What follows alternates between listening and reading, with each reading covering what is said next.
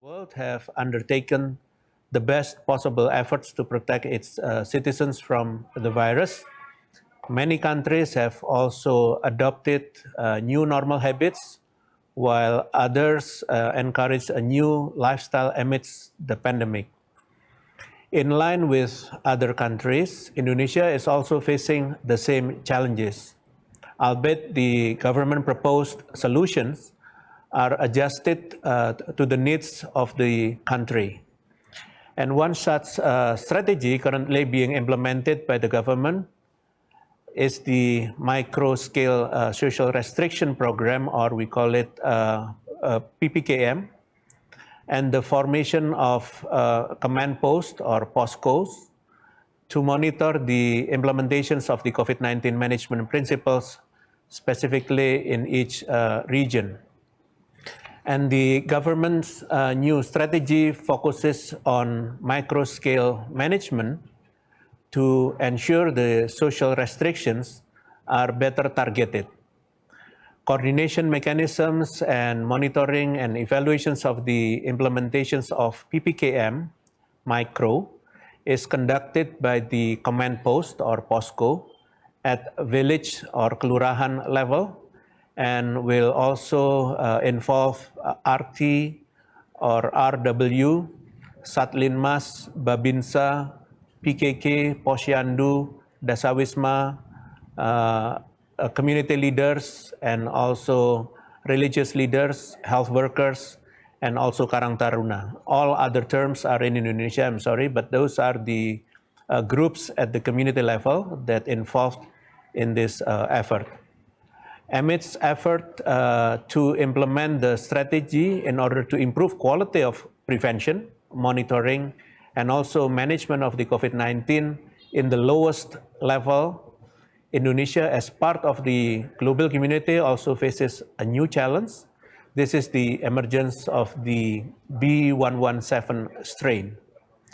And news about the emergence of this new variant that is contradictory and confusing in nature has resulted in fear among Indonesians, despite the fact that, in principle, variants can continue to increase over time, especially when a pandemic is still ongoing or the number of cases is still classified as large. We have tried to communicate this to the public so that the people understand what the implications of this new variant and, of course, the solutions to deal with it. Presently, Indonesia researchers are studying the COVID-19 mutations, and the government has also undertaken strategic steps in collaborations with researchers to further understand the development of this virus and instruct the officers on the field to tighten screening processes to prevent the entry of new variants from other countries. With regards to the emergence of the B117 strain in Indonesia, it must be noted that the mobility regulations for travelers going to and from country have been designed with multiple protection layers, from temperature checks, PCR swab, and also quarantine to prevent the entry of the new strains. The task force believes that accurate strategies to minimize the negative impact of the new variant cannot come into the midst of panic. Therefore, we try to address imported cases wisely by evaluating existing policies and maximizing protections mechanisms of health protocols. We believe that the commitment of the field officers and travelers to mutually solidify global security between countries will greatly determine the success of the policy implementations in Indonesia and also other countries who continue to battle against the COVID-19 storm. And first, I would like to report on the additional positive cases daily, which is yesterday at the March 7th. We had 5,826, where the total active cases is 147,240 or 10.7% is always reduced in terms of the percentage.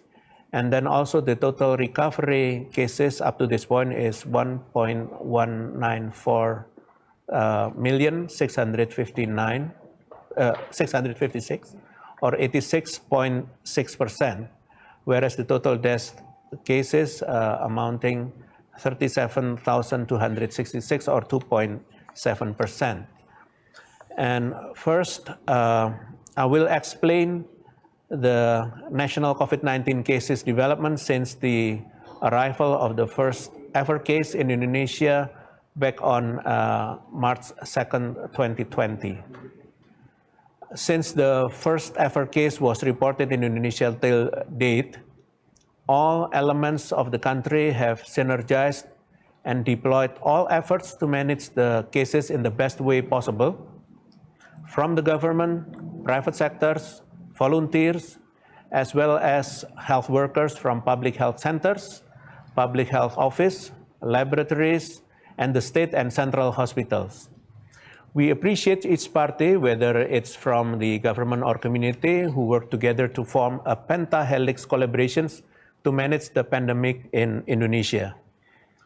As seen in the above graph, between March 2020 to January 2021, positive cases witnessed an increase and then decreased in February 2021. Despite the overall increase, the total number of cases varied each month.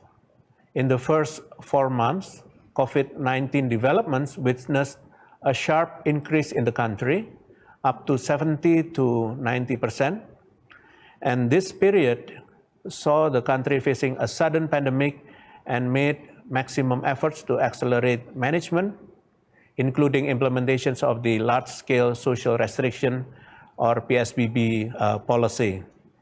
And from July to August 2020, COVID-19 cases fell compared to the previous months.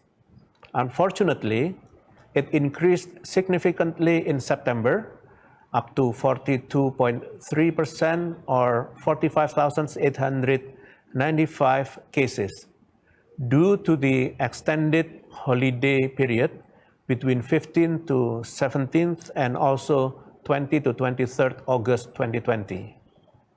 Furthermore, in September, October, and also November, cases began to settle overall, though in terms of number of cases continued to increase. A sharp increase occurred in December 2020 and also January 2021, given the extended Christmas and also 2021 New Year holidays. An increase of 190,191 cases occurred since November till January, equivalent to over 100% increase since October. Surely, after seeing the case trend accompanied by extended holidays, we must reflect and learn from our lessons in the last 10 months so as to prevent it from happening again in the future.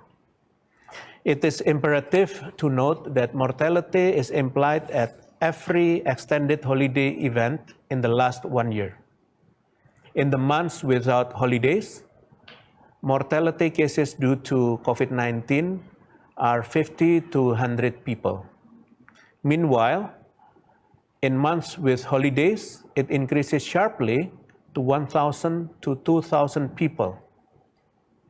Data reveals that the collective decisions to continue extended holidays during the pandemic is a policy that is not wise, as it indirectly affects mortality rates. Imagine in 1 month, we can lose 1,000 lives only because we choose to travel and spend our holidays. Thus, as we begin the new year of 2021, the government and community is advised to make better decisions and not endanger their own lives and other lives. Next, I would like to explain the risk zonation map development since the initial use of this indicator from May 2020 to February 2021. If you look briefly, the green zone, which was initially still frequently seen in the western and eastern regions of Indonesia, is gradually decreasing, with very little left in February 2021. There are only 4 districts or cities without new cases, and only 4 districts and cities are not affected. In addition, the orange zone, which was initially dominated Java and a little on the islands of Kalimantan and Sumatra, grew significantly to the point where in December 2020, all islands in Indonesia were in the orange risk zone.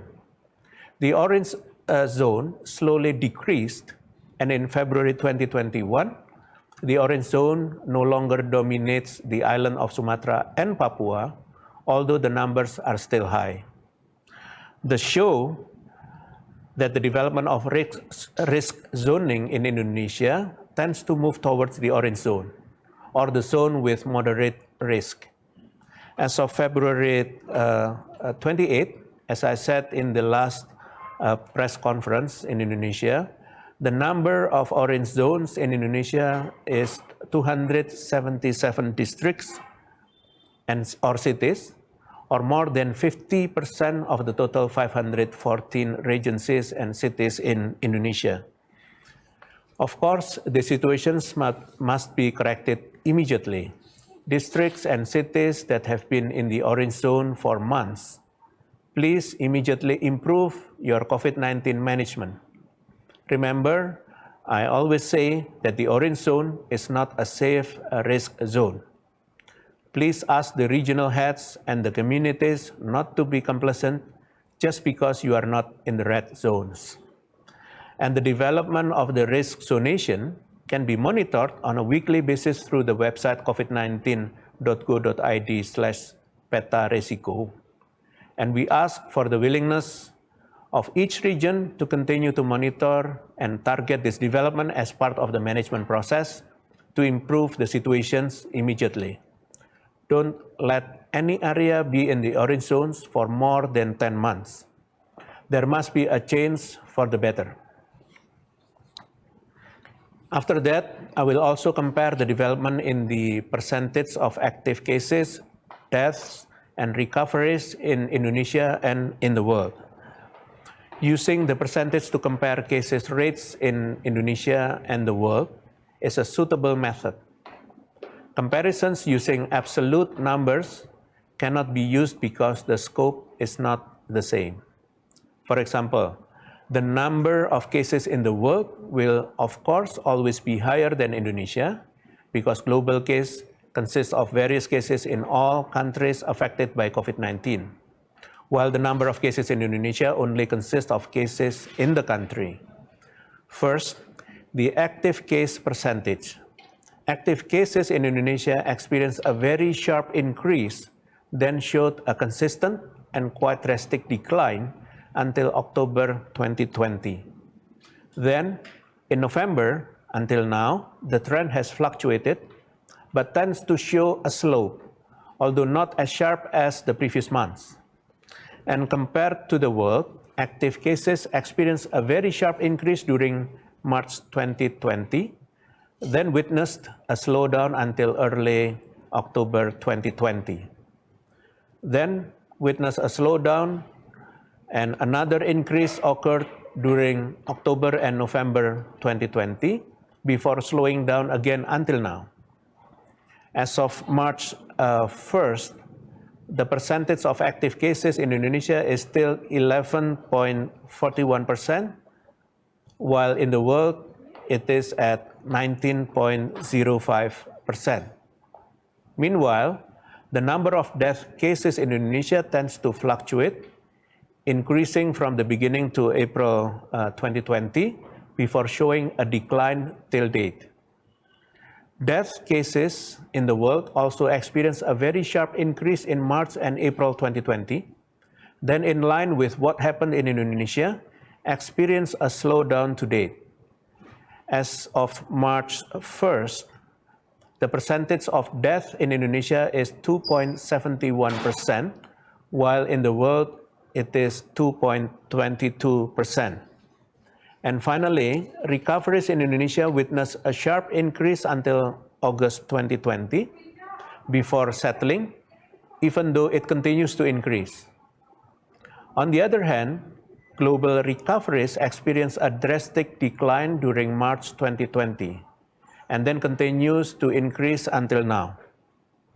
As of March 1st, the percentage of recoveries in Indonesia is at 85.88%, while in the world is at 78.74%. This development shows that Indonesia has a lower percentage of active cases and a higher percentage of recoveries in comparison. This is something that needs to be maintained, and it must be ensured that active cases can be reduced to 0 cases and none at all. In addition, the death rate in Indonesia, which is still higher than the world, is also something that must be corrected immediately. The number of deaths in Indonesia, which has reached more than 36,000 people, is something that cannot be tolerated. That number reflects human lives, and we must do our best to suppress it until there is no additional death at all. The key to suppressing active cases and death and increasing recoveries is to improve the quality of handling COVID-19 in all regions in Indonesia. For that, I ask all regional heads from the village, sub-district, districts, cities level to the provincial level to reflect on this graph and to continue to improve coordination and collaborations of all levels of society so that the best possible quality of handling COVID-19 can be achieved, thus reducing transmission. Next, I will talk about the development of the COVID-19 POSCOs or posts and the implementations of the micro PPKM at the village or kelurahan level, which is being our strategic COVID-19 handling effort. And the COVID-19 task force collects a report from all posts that have been formed in various regions in Indonesia, including reports on the formation of posts and reports of activities carried out. And based on the data obtained, it shows that the PPKM micro, which is currently being implemented, is a fairly effective model to control cases and also is an important asset in realizing a disaster-resilient Indonesia. Until the end of the February 2021, or in the second week of the PPKM micro implementations, there have been more than 22,000, or to be precisely 22,832 posts that have been formed in 30 provinces in Indonesia. 6,873 posts have been formed in West Java and 6,475 posts in Central Java and 4,216 posts in East Java. I appreciate provinces who have made efforts to coordinate their regions down to the village or kelurahan level to ensure the establishment of and the smooth running of PPKM micro.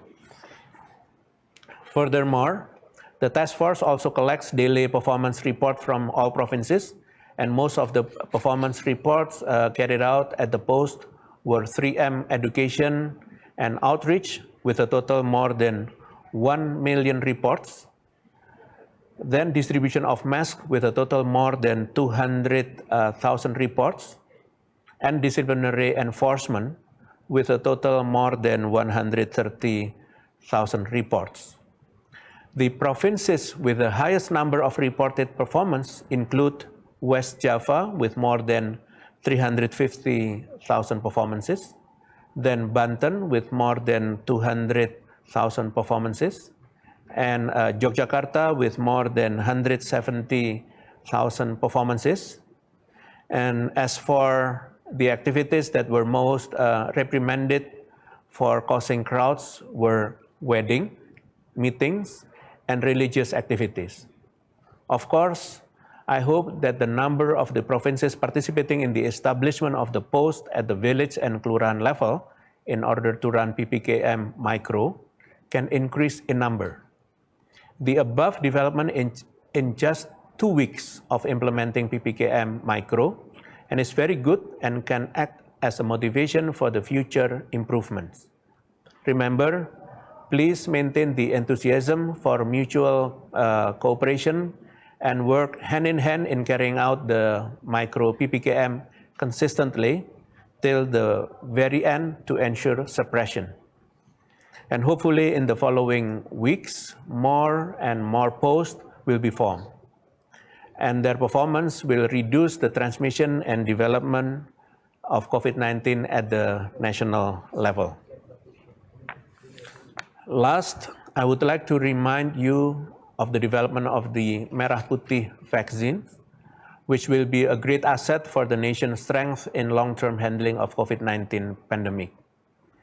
As we know, the accelerations of the development of the COVID-19 vaccine is carried out collaboratively by the research institutions, non-ministerial government institutions or LPNK, and the universities including Eijkman Institute, LIPI, University of Indonesia, Bandung Institute of Technology, Erlangga University, and Gajah Mada University that use recombinant protein platform pathways, viral factors, including inactivated viruses, and also genetic or DNA or mRNA. And the majority of each of these vaccine platform developers are already in the laboratory scale research stage, and the expression factor stage is continuously monitored by the Ministry of Research and Technology and National Agency for Research and Innovation. In essence, the development of the vaccinations not only required a medical approach, but also involve other complex elements in accordance with the good manufacturing practices as stipulated in the regulations of the head of the Indonesia National Police Agencies concerning the applications of guidelines for drug manufacturing.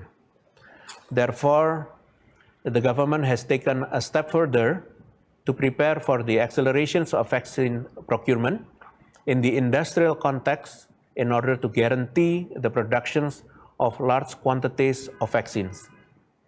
And currently, opportunities for cooperation with the national private sector have been opened as widely as possible under the coordinations of the government for downstreaming, both to increase production capacity, facilitate the preclinical and clinical trial processes, as well as to expand the target market.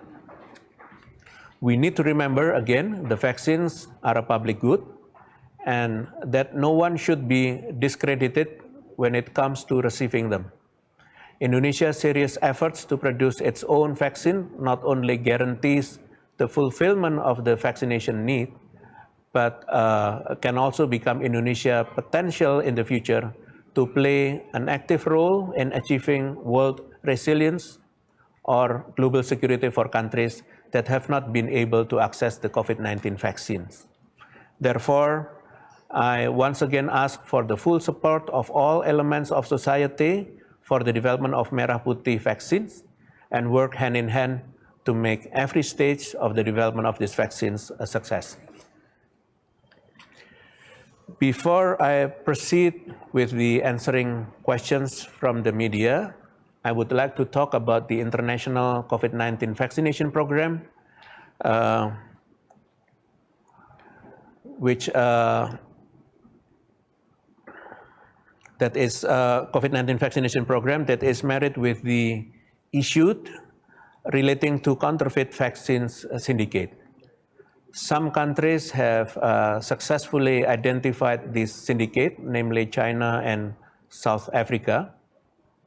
It must be noted that the counterfeiting COVID-19 vaccines is a crime that endangers the lives of the society amidst the COVID-19 pandemic.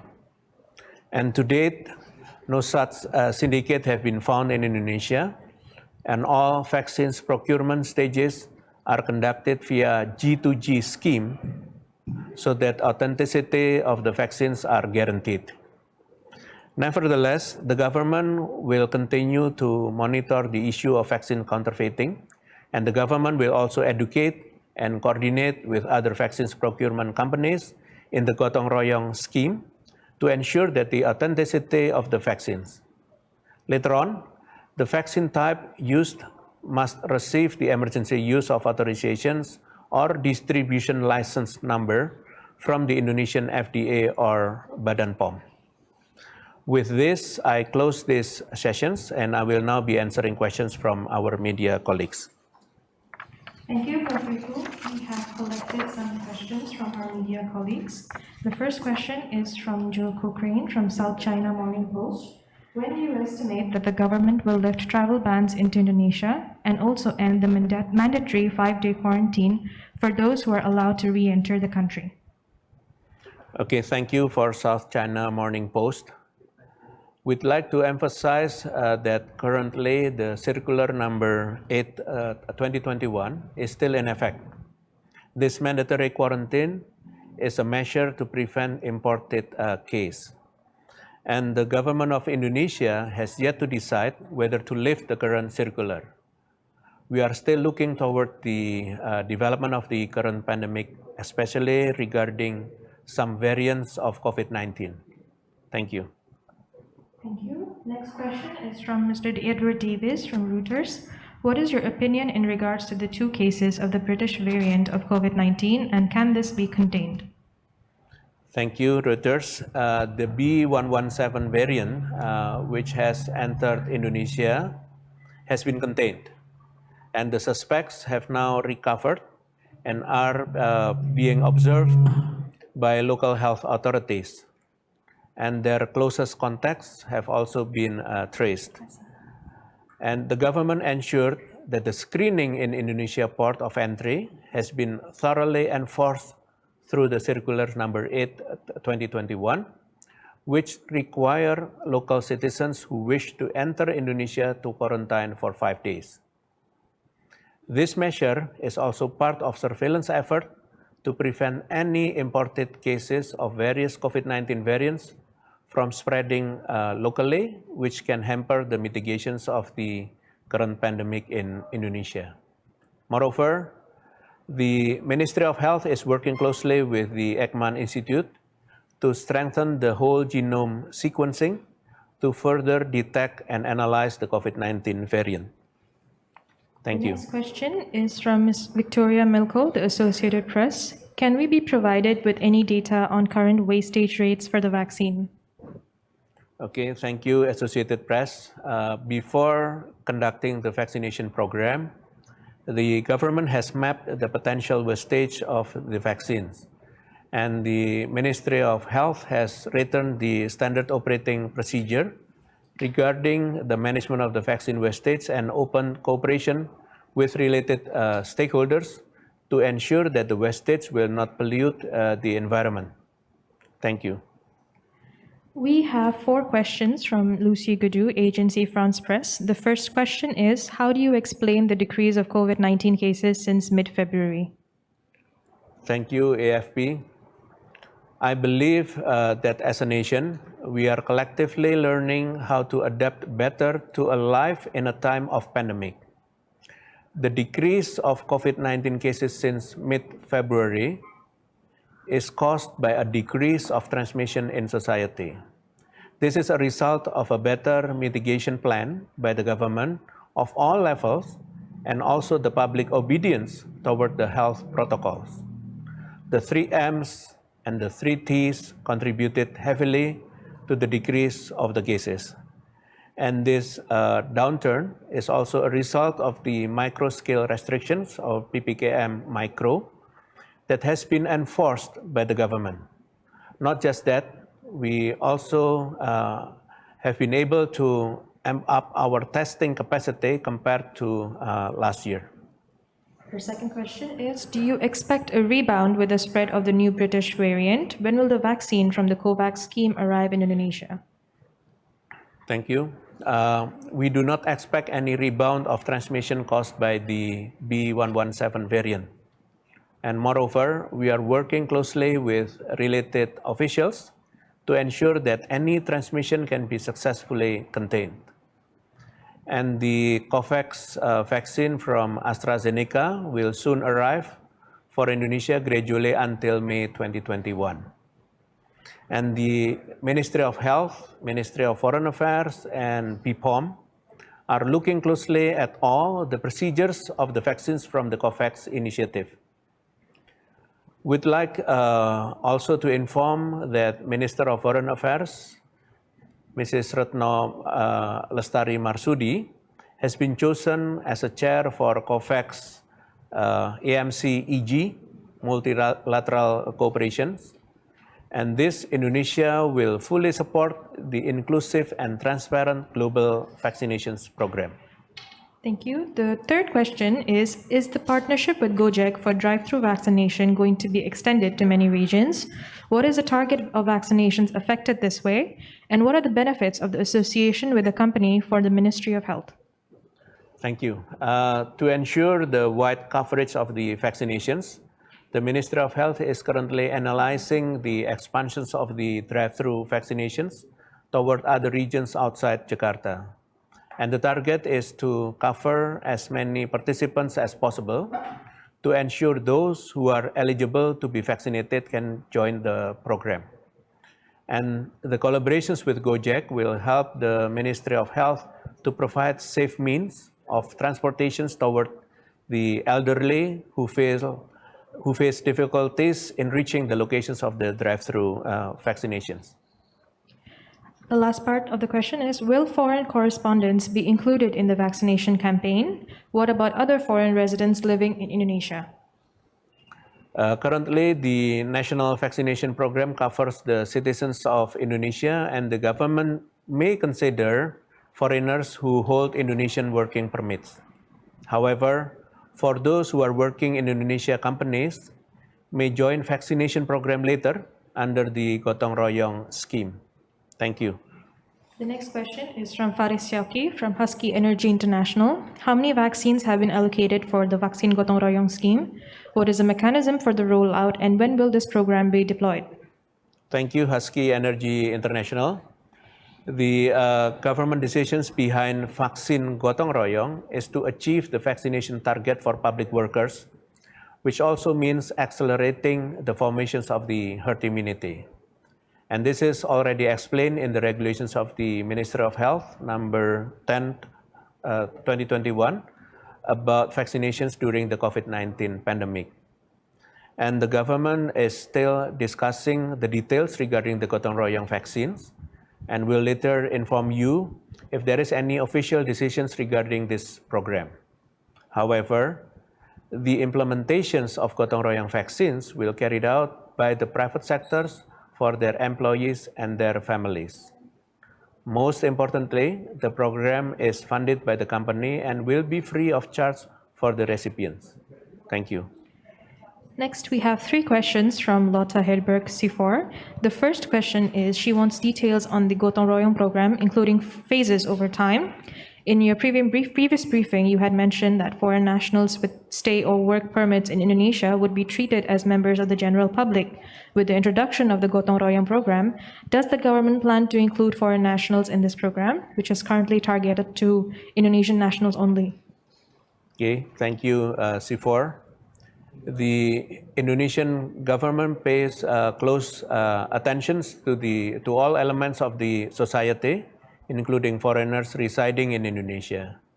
Specific mechanisms will be announced for them, and given the foreigners interact closely with the local citizens and may potentially transmit the virus to them.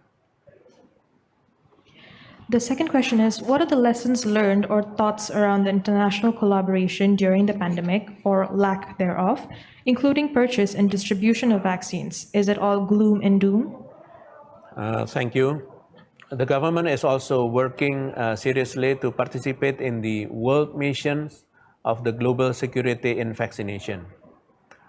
Though improvements can be made, the government is committed to carry out the program for its equality by creating ACT, or Access to COVID-19 Tools, Accelerator, to produce COVAX, Vaccine Global Access, known for its diversity and its inclusion of various brands of vaccines. The third question is or will Indonesia purchase vaccines beyond the COVAX program? I'd like to emphasize that Indonesia welcomes all brands of vaccines as long as it has obtained the AUA from BPOM and Halal certificate from MUI to be used publicly for Indonesians. And currently, Circular Number 8, 2021 is still in effect, which prevents any foreign travelers from entering Indonesia except Indonesia citizens who wish to enter Indonesia, who are then required to conduct 5-day quarantine. Thank you. We then have 4 questions coming from Amanda Hodge, the Australian. Her first 2 questions are, can you explain why Indonesia continues to keep schools shut down despite children being among the least vulnerable community to COVID, while among the most vulnerable to disruptions from COVID, as WHO has acknowledged? Why does Indonesia allow malls, cinemas, and planes to operate close to normal, but refuse to allow children to attend schools, even when those schools can demonstrate that they have processes in place that exceed the government's minimum requirements for allowing other businesses to reopen and operate? Okay, thank you, the Australian. Face-to-face schooling, like other sectors, heavily depends on the COVID-19 risk zone in various areas. For those who are under yellow and green zone, in which mostly are the frontmost, outermost, and disadvantaged regions, has been allowed to conduct face-to-face schooling under the joint agreement letter of 4 ministers. It should be noted that the face-to-face schooling can be conducted if the local government has given the green lights and the education units have fulfilled all related requirements. However, this face-to-face schooling is not mandatory. And the government is also carefully opening up the education sectors by prioritizing the health and the safety of the general public, as well as the psychological conditions of the students. It's worth noting that teachers are recipients of the second stage of the national vaccinations program. Thank you. The third question is, COVAX vaccinations have arrived today in Indonesia. Who will be eligible for these vaccinations? The usage of COVAX vaccine that arrives today will be discussed with related stakeholders, and currently the vaccines used for the national vaccination program is still those with or from Sinovac. Now we come on to the fourth question.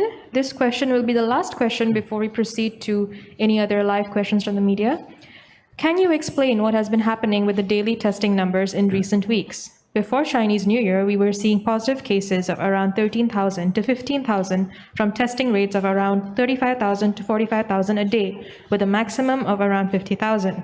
We saw an understandable but prolonged drop in testing over Chinese New Year, and then suddenly testing numbers have accelerated markedly. On one day, allegedly to 70,000 people tested, while the number of positives is now at around 6,000 to 7,000. We have been given several explanations for these wildly varying figures, including data inputting problem. Are the new daily testing figures now including antigen test results? What are the data inputting problems? And given all this, do you concede that Indonesia's COVID statistics are unreliable? Thank you. Based on the data, cases in Indonesia are decreasing in tandem with the implementations of the PPKM micro.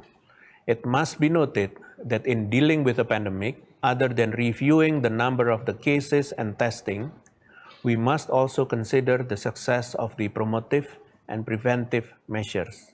And presently, over 75% of the cities and districts have complied with mask-wearing regulations and social distancing. We receive this report daily. And factors such as PPKM micro and the increase in compliance will most likely result in direct implications on the decrease of the cases. Thank you. That is the end of our first question and answer session. We are open to any more questions coming in from our media colleagues. Okay. Okay, thanks. It looks like we've got quite a few questions that have come in. Some have been sent to me, some have been sent to the group.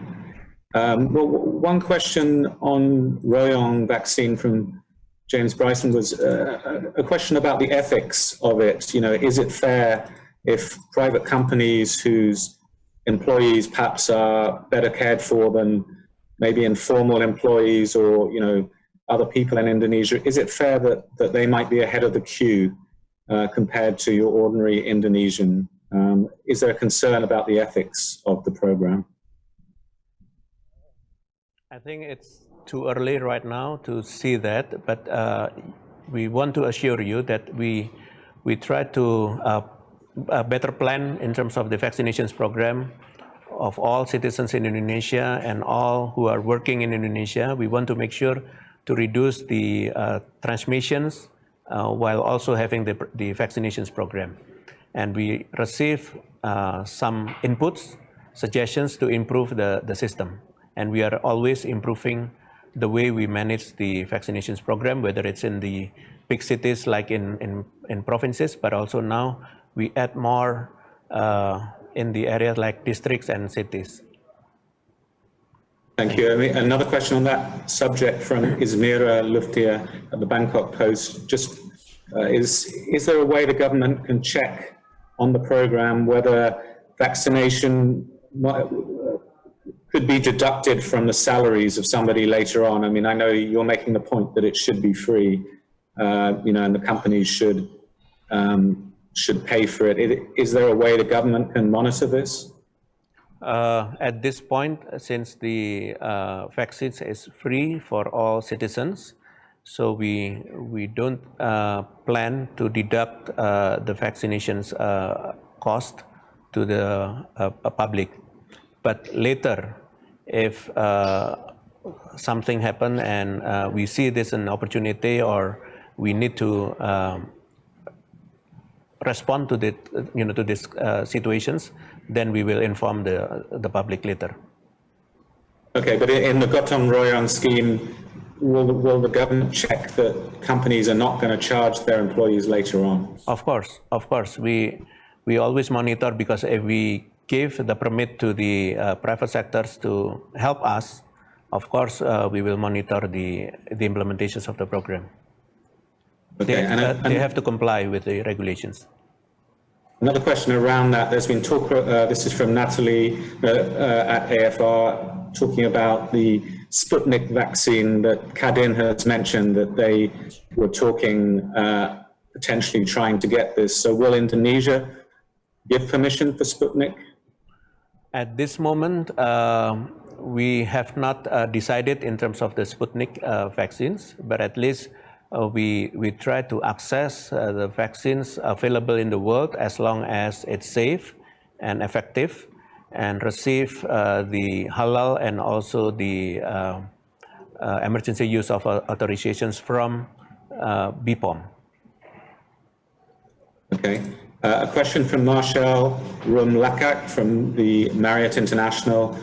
Can the COVID National Task Force update vaccination report be completed for tourism workers as well? As of now, regular vaccine updates in the website for the Ministry of Health are only showing health workers, public officials, and senior citizens. I'm sorry, I cannot get your last point.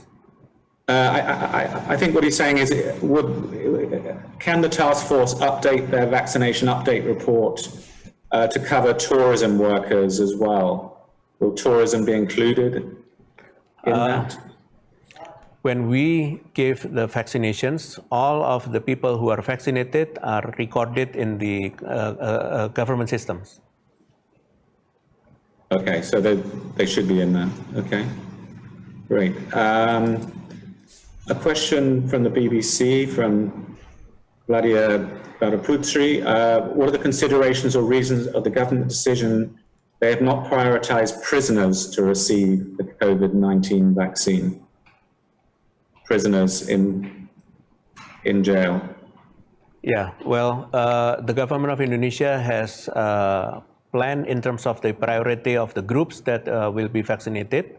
and then we follow those schedules and based on the availability of the vaccines. As you may be aware of, that for now, there are still limited number of vaccines available in Indonesia, and the more we will get the vaccines, then of course it will cover more the risk groups that will be vaccinated, including the prisoners.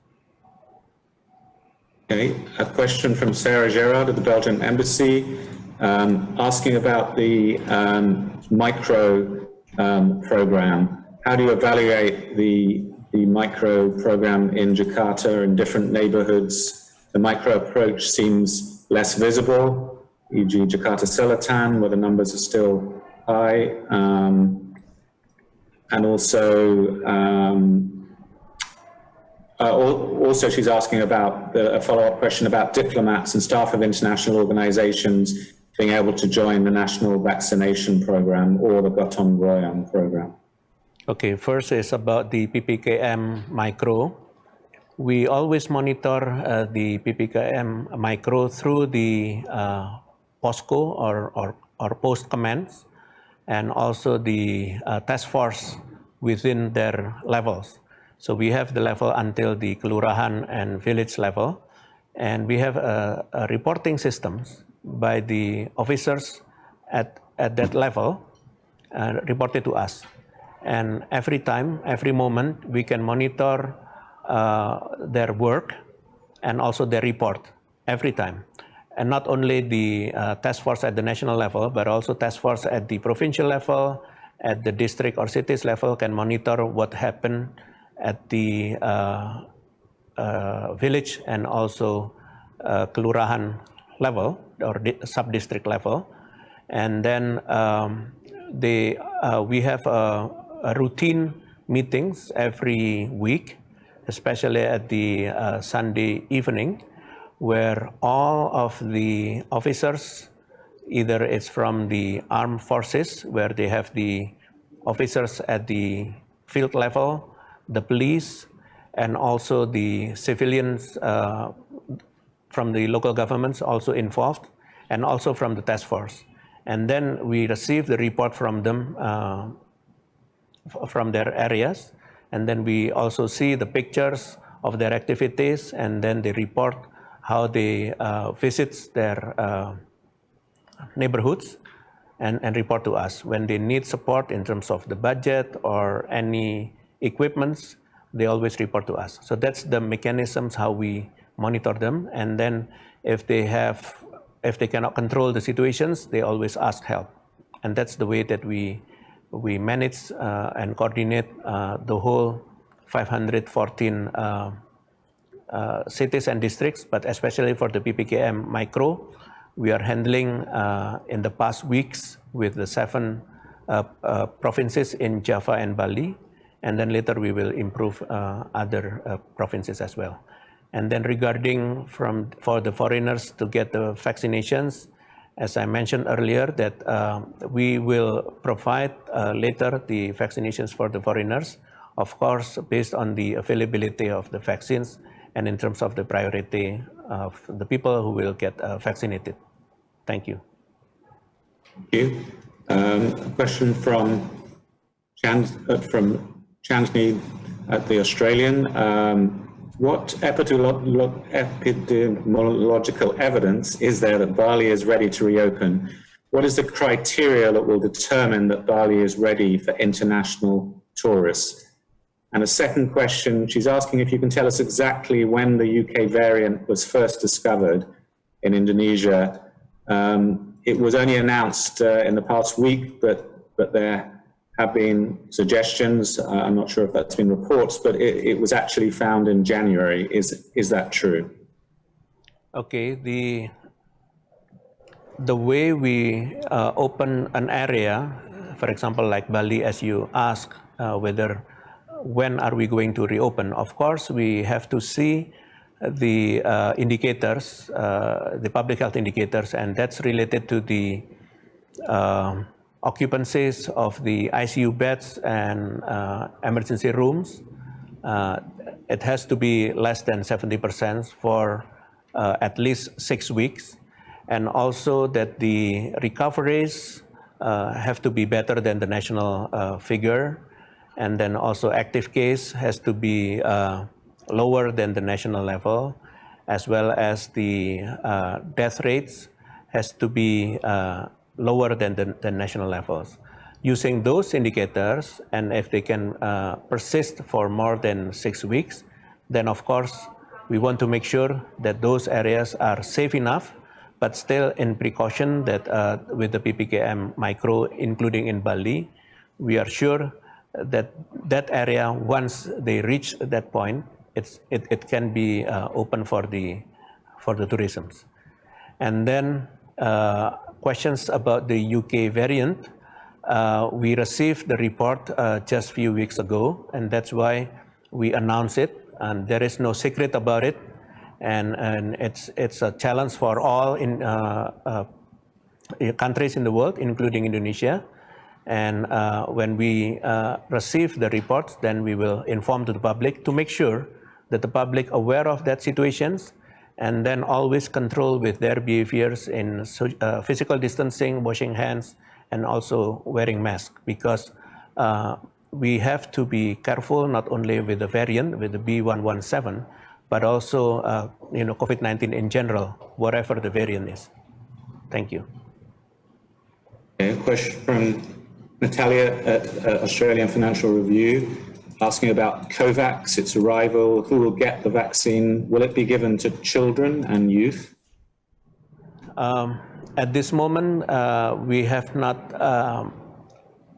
finalized the plan, but what we are right now preparing is receiving the arrival of those vaccines, and we will inform to public when we finalize the whole permit, including AUA and also the halal aspects. And then right after that, then we will inform the public who will get vaccinated with these vaccines. Thank you. Okay. There's a question from Sarah, which I must have missed, actually. She's talking about cases of foreigners above 60 years receiving vaccines using their NIK number on their KTP, but also foreigners that have been refused trying to use this. Is this something you can elaborate on? Will having an NIK number be the condition for receiving vaccination regardless of nationality? Well, the systems that we establish in terms of making sure that anyone who received vaccinations should comply with all of the data that we require to make sure it's safe enough to be vaccinated. So that's why whether it's foreign residents or Indonesians, they have to follow that regulations. And of course, if there is anything that it's not complied, then probably we can postpone the vaccinations program for those groups or those individuals until it's all clear. Thank you. Okay. So there was also a question from Natalia about, will vaccination be a requirement in various events or transportation? I'm sorry, I didn't get the point. Well, I suppose, will vaccination be required in order to maybe attend certain events, or I suppose like a passport, using it, or on transport, for instance, will you have to have a certificate showing vaccination? Well, of course, first for the vaccinations, they have to have the idea and also that who will get vaccinated based on the risk group and also priority. And we want to stick on that schedule and plan, because that's the purpose of the vaccination itself, to create the herd immunity. Thank you. Okay. Having a look to see if there are other questions that I've missed. Can I check on, I know from the Philippines, they found quite a few different variants, including this so-called South African variant, a variant that was detected in Nigeria, for instance. I mean, given that they have lower case numbers, wouldn't it be more likely that Indonesia also has some of these different variants? If you are talking about the variants circulating in the world, I think it's inevitable later that all variants can be transported anywhere in the world, including Indonesia or the regions in Southeast Asia. So that's why Indonesia is applying strict regulations for people who are entering to Indonesia to be tested and retested and also quarantined. We want to make sure that those people are not bringing any disease, especially COVID-19, any variants. So that's by having this quarantine program, we want to assure that this will prevent of any variant to enter to Indonesia. Thank you. And is there evidence that the Sinovac vaccine is effective against the variants, or the British, say, for instance, the one detected in Britain? Up to now, there is no evidence that the new variant causing ineffective of Sinovac vaccines. Everyone in the world, researchers will do their job in terms of researching that any possibilities of mutations that will affect the vaccinations program. And I'm sure when something new happens, it will be informed to public, and of course Indonesia as well will be reporting that situations if the Indonesian researchers also found that evidence. Thank you. Okay, well, on that point, I'm not sure. I think we've covered the questions that I've given so up to now, but do let me know, given that we've got this chance with Professor Wiku now. Otherwise, I'd like to thank you again, Professor Wiku, for these briefings, which I think are very useful, and given we've got so many things going on right now with the vaccine and with variants and with everything else, it's certainly very useful. Just a reminder, we will be hosting the chairman of the Indonesia Investment Coordinating Board, Balil Lahadalia, on Wednesday, and this is important timing too, given we're coming out of the pandemic and a lot of questions over the omnibus bill. So please do try and attend that if you can. And thank you again, Professor. Okay, thank you, Pak Edward Davis. And thank you for all of the foreign correspondents who joined with these sessions. I hope that the information is clear for you, and let's have the conversations later when the updates are available. Thank you very much. Selamat sore. Wassalamualaikum warahmatullahi wabarakatuh.